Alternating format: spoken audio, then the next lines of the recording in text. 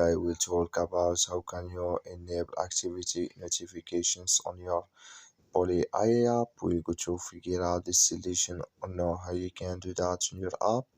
So all you have to do, so you just go down, you click here on me down here. When you click here on me here, it's going to take you to this list here. So then all you have to do, you just click here on settings here. When you click here on settings, it's going to take you to next step here. That all you have to do, so you just click here on push notifications, click on it here. So when you click on it, it's going to take you to this list here. Come here to activity here, so you just click in this sign that, like you see here, this color show for us, that's mean activity notifications enabled with us now.